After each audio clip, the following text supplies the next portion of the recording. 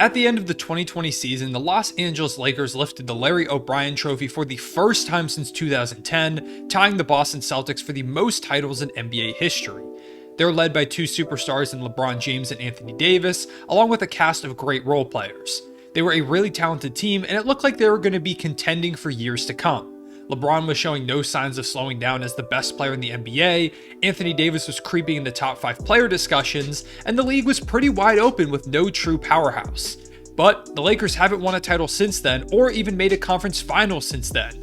In fact, in the 2 years since they won that title, the Lakers have a combined record of just 75 and 79, just 2 playoff wins, and this past season they were a disaster, ending the year as the 11th seed, not even making the play-in tournament in a year where they were supposed to be contenders. So, what went wrong and whose fault is it? The answer is basically everything and basically everybody.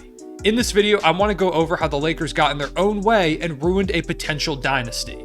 Let's talk about it. Following their 2020 championship run, the Los Angeles Lakers were in a pretty good spot. Their first-year head coach Frank Vogel had done a phenomenal job in his debut season and looked like their long-term coach. Their superstar duo were both committed to the franchise for the foreseeable future and were set up to lead them for years to come. LeBron was still the best player on the team, but it seemed likely that Anthony Davis would soon take that mantle as LeBron would eventually take more of a back seat, and maybe that step would even happen in this upcoming season. In fact, in ESPN's top 100 players list prior to the 2021 season, LeBron and AD were ranked first and second in the league, the first time in the history of ESPN's rankings that had happened. Now, these lists are by no means accurate, as we've seen many times, but this is a testament to how highly regarded the pairing were heading into that year. Around them, they had really solid role players. Kyle Kuzma, who was the last remaining member of the Lakers' old young core, had just had a really solid season, averaging 12.8 points per game and 4.5 rebounds in 25 minutes while playing good defense. Kentavious Caldwell-Pope was a great 3-and-D player, averaging 9.3 points per game while shooting 38.5% from 3. Danny Green, despite one pretty bad missed 3, was also solid 3-and-D player too. Rajon Rondo had some great playoff moments, Dwight Howard gave them some solid center minutes, Talen Horton-Tucker looked like he could become a contributor very soon, and Alex Caruso was a rising 3-and-D guard. But they were somewhat old. LeBron was 35, Green was 32, Howard was 34, and Rondo was 33. For this reason, the Lakers brass wanted to get younger, which is very funny when we look back on it now. So, LA decided to move on from Danny Green, trading him to OKC for Dennis Schroeder, who should have won 6th Man of the Year in 2020, and thereby giving LA a really capable starting point guard. They also signed the 6th Man of the Year winner Montrezl Harrell, stealing him away from the Clippers. They signed KCP to a multi-year deal, re-signed Markieff Morris, who was solid in the playoffs, brought in Wesley Matthews, and added Marc Gasol, who didn't really fit the getting younger narrative, but he felt like a solid fit as a floor-spacing defensive anchor. Suddenly, the Lakers seemed stacked. They were by far the betting favorites in 2021 to win the title, ahead of the Bucks, Nets, and Clippers. All in all, I don't have many problems with this offseason. They let Dwight Howard, Avery Bradley, and Rajon Rondo walk, but their additions outweighed these losses. The Lakers wanted to fortify the team in several ways that continued to complement their stars. Harrell brought some bench scoring, Schroeder just had a career year, Matthews was a shooter, Markieff Morris gave them some good playoff minutes during their title run, and Gasol, while old, made sense in theory. They seemed primed for a run towards a repeat, but they wouldn't come close. The 2020-2021 NBA season was unprecedented for a number of reasons. There weren't any fans in attendance, the season only lasted 72 games, but most importantly for the Lakers, it began in December, following the shortest offseason in NBA history.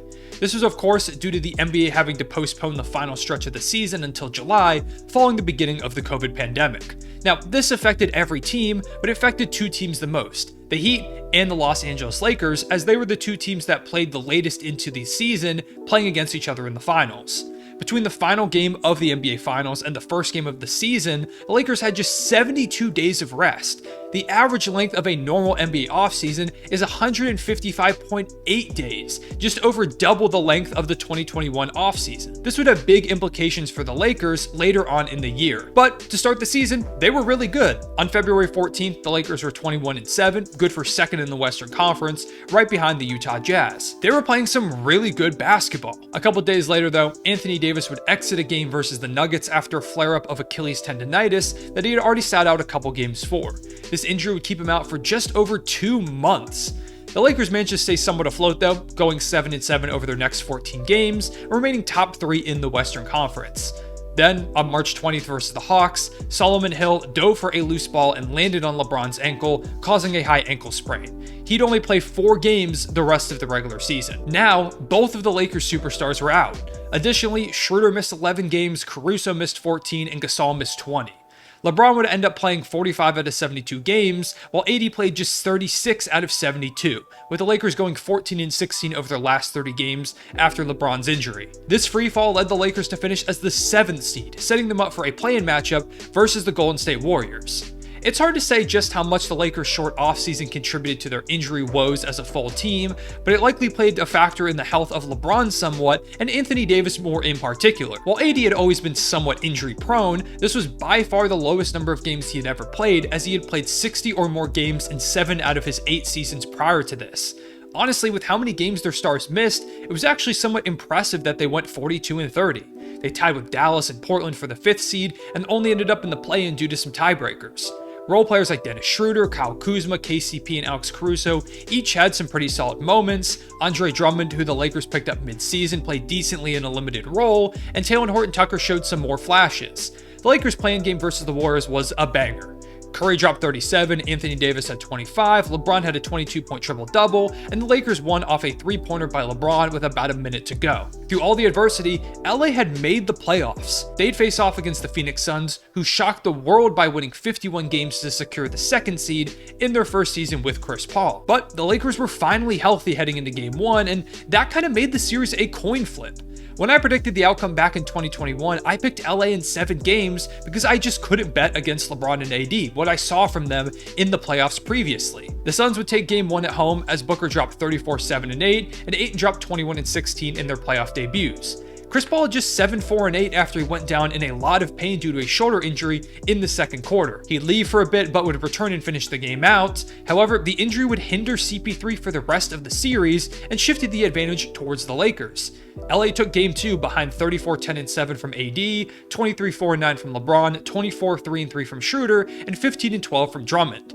Ayton and Booker combined for 55 points, but with Chris Paul hardly able to shoot, they just couldn't keep up. Los Angeles would win again in Game 3, this time by 14 as AD, LeBron, and Schroeder each once again went off. Davis had 34-11, Bron had 21-6-9, and Schroeder had 23-4. Once again, the efforts of Ayton and Booker, who combined for 41 points, just weren't enough. The Lakers were suddenly up 2-1 on the 2nd-seeded Suns, with Game 4 being at Staples Center.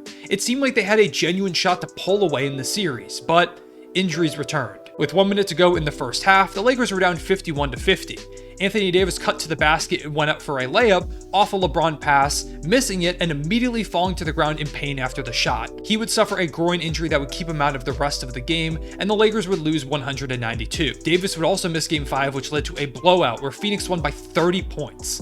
AD would try to play in Game 6 despite him clearly not being healthy enough to play. He only played 5 minutes and 25 seconds before suffering a re-injury, and he left the game. The Lakers showed some fight, keeping the deficit around 10 points at the start of the 4th quarter, but it quickly got out of hand, and the Suns capped off the series with a 113-100 win, ending the Lakers' repeat attempt very early on. In the end, injuries were the story of the season. If AD hadn't gone down, there's a real chance the Lakers could have taken out Phoenix, who would go on to win the West, and made a run of potentially some sort. However, it's just a what if at this point. Luckily for the Lakers, they seem to still be in a good spot. They look like real contenders when healthy and still had LeBron and AD, who had played really well in their series versus Phoenix. All they had to do was maintain a solid roster around them, which shouldn't be too hard, right? Anyways, here's the part where the Lakers mess everything up. In a statement following their 2021 playoff loss, Lakers general manager Rob Pelinka stated that his goal for the offseason was to keep a majority of the team's core together, suggesting that he believed last season's group would have made a deeper postseason run with some better injury luck, which made a lot of sense, as like we talked about, the team was really good when healthy and showed a lot of fight when healthy against the eventual Western Conference champion Phoenix Suns. So this sounded like a really solid plan.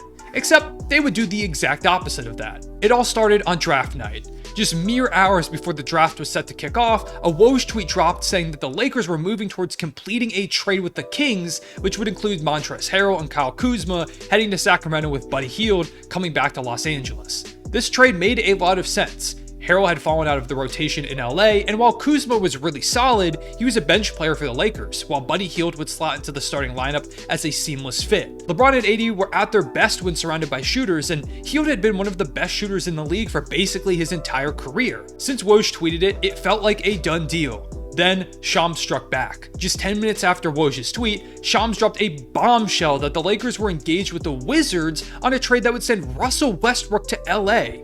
The NBA world was highly confused, whether it was a second trade or a pivot of some kind.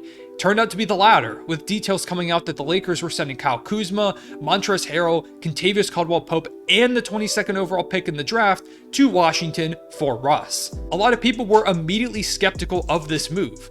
Russ didn't seem to make a lot of sense next to LeBron and AD as a non-shooter. Additionally, the Lakers not only had to give up Kuzma in the deal, but also KCP, who had been one of their most consistent 3-and-D players the last couple seasons, as well as the 22nd overall pick, which could have been used to either add a cheap young player to the roster or used as a flippable asset. It was a lot to give up, especially when the Hield deal was right there for cheaper. But the Lakers decided to add a third star, hoping that adding Russ as another ball handler would help lessen the load on LeBron James. Now, it did make sense to try and lessen LeBron's burden as he headed into year 20, but the two of them alongside AD just seemed like a clunky fit that was going to take some time at least to gel, if work out at all. Now, this is the part where I have to come clean. For those of you that don't know, I'm a huge OKC fan, and Westbrook is my favorite player of all time. This combined with the fact that I've always been a big LeBron fan, I was convinced the Lakers were about to win a title when this move went down. I made a video reacting to the trade saying Russ was about to be a champion. I made a video about how Russ was going to unlock Anthony Davis and help turn him into an MVP caliber player, and I even picked them to win the finals in my season prediction video. I was blinded by my bias and I paid for it in embarrassment because this trade was going to haunt LA as well as haunt me. The Lakers had a very busy offseason beyond the Russ trade too. Remember how Rob Pelinka said they wanted to keep the core intact? Well, that flew out the window immediately. With the Westbrook trade, the Lakers had pretty much only minimum contracts to hand out, as well as a small mid-level exception.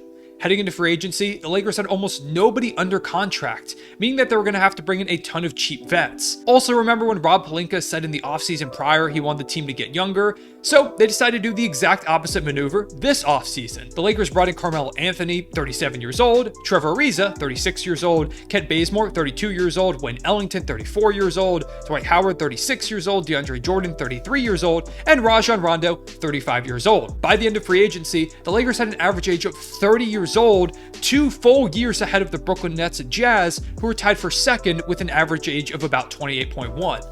This was a clear issue that many people voiced concern over. LeBron responded to this concern with this tweet, which is now deleted. In theory, a lot of these players fit as shooters for the team, but it wouldn't work out as the oldness of the roster would come back to bite the Lakers in a big way once the season rolled around. The Lakers did bring in some young players, such as Kendrick Nunn on a 2-year, $10.25 million contract, which used up their mid-level exception, and Malik Monk, who they surprisingly managed to lock up on a minimum contract. The Nunn signing would end up being a major flop as he got hurt and never played during the season, but Monk was probably their best signing of the offseason, bringing some youth and scoring to the team. They also re-signed Talen Horton-Tucker on a 3-year, $31 million contract. This felt like a fine deal for THT, but it seemed like he could potentially be moved as a trade asset to upgrade the team around the Big Three. However, he was not moved and would come into the season on the roster, another move that would be a mistake. These signings meant the end for Schroeder in LA, even though he was pretty good for the Lakers over the past season. But the biggest consequence of these moves was that it meant the end for Alex Caruso as a Laker. The bald Mamba had developed into a really important role player for the Los Angeles Lakers over the last 2 seasons. Chicago noticed this and offered him a 4-year, $36.9 million contract towards the start of free agency. But Caruso really liked being a Laker and brought the offer back to their front office, asking if they'd be willing to match it. They said no. He asked again, asking if they'd be willing to go with something just a bit lower. They once again said no, and Caruso signed with the Bulls. This scenario is a prime example of how the Lakers just kept getting in their own way this offseason.